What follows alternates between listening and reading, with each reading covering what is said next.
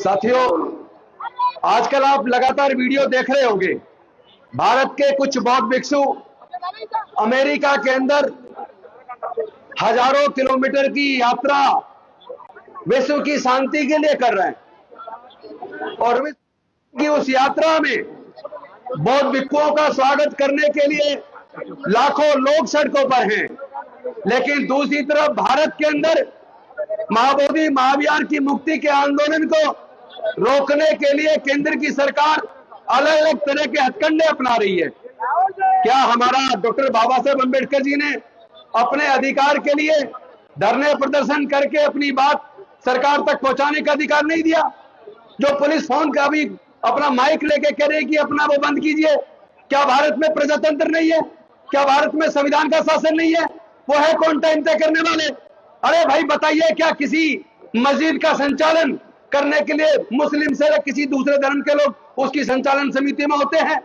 क्या किसी चर्च का संचालन करने की मैनेजमेंट कमेटी में ईसाई धर्म से अलग किसी दूसरे धर्म के लोग होते हैं? क्या किसी हिंदू मंदिर के अंदर मंदिर की संचालक समिति के अंदर हिंदू धर्म से अलग किसी दूसरे धर्म के लोग होते हैं?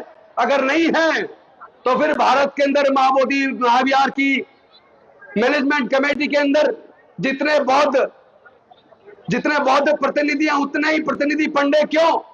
आखिर बीटी एक्ट 1949 जिस एक्ट को खत्म रद्द करके महाबोधि महाविहार बौद्धों को सौंपने का आंदोलन लगातार अनागरिक धम्मपाल से शुरू हुआ और उसके बाद भंते सुरई ससाई जी के नेतृत्व में इसी जगह पर 1.5 साल तक प्रदर्शन चला और अब पिछले लगभग 2 साल से भारत के अलग अलग हिस्से में यहाँ तक कि महाबोधि महाविहार पर बौद्ध गया के अंदर भी महीनों तक प्रदर्शन चला। और केवल प्रदर्शन ही नहीं, इस दमनकारी सरकार ने हमारे भंते जी पर झूठा मुकदमा बनाकर उनको जेल में डालने का काम किया।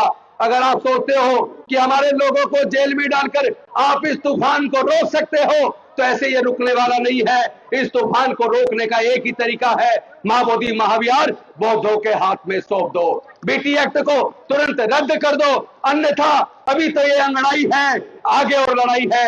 अभी देश के कोने कोने के अंदर बौद्ध लोग, अम्बेडकरवादी लोग, संत गुरु रविदास जी को मानने वाले लोग, तमाम बहुजन समाज के लोग इकट्ठा होकर इस आंदोलन को तेज कर चुके हैं। अब ये लड़ाई रुकने वाली नहीं है। हमने तो इसको बकायदा अपने मैनिफेस्टो में डाला था कि अगर बिहार में हमारी सरकार बनी तो हम महाबोधि महाविहार को बौद्धों को सौंप देंगे। अनफॉर्चुनेटली धोखाधड़ी करके जिस तरह महाविहार में उन्होंने सरकार बनाई है, केंद्र के अंदर भी उन्होंने सरकार बनाई है, अगर वो सोचते हैं दमनकारी नीति से, पुलिस के बल से झूठा मुकदमा बना के महाबोधि महाविहार के आंदोलन को आप फेल कर दोगे तो हम गलत फहमी के शिकार हो। हम डॉक्टर बाबा साहेब अम्बेडकर के बच्चे हैं, हम डरने वाले नहीं हैं।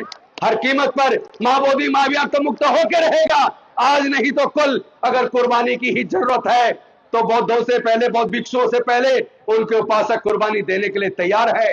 और हम केवल पॉलिटिक्स नहीं करते, अगर जरूरत पड़ी तो आपका ये डॉक्टर बाबा साहेब अम्बेडकर का सिपाही राजेंद्र गौतम भी कुर्बानी देने के लिए तैयार है। लेकिन महाबोधि महाविहार तो हम मुक्त करा कर रहेंगे। ये लड़ाई चलती रहेगी, क्योंकि ऑलरेडी उन्होंने समय की सीमा कर दी है। इसलिए कहने को बहुत कुछ था, मैं अपनी वाणी को यही विराम करता हूं, क्योंकि अगर हम ही डिसिप्लिन का पालन नहीं करेंगे तो गलत संदेश जाएगा। बाकी भी बहुत लोगों को बोलना है, मैं अपनी वाणी को विराम देता हूं। बहुत बहुत धन्यवाद। जय भीम, जय भारत, जय संविधान, जोहार।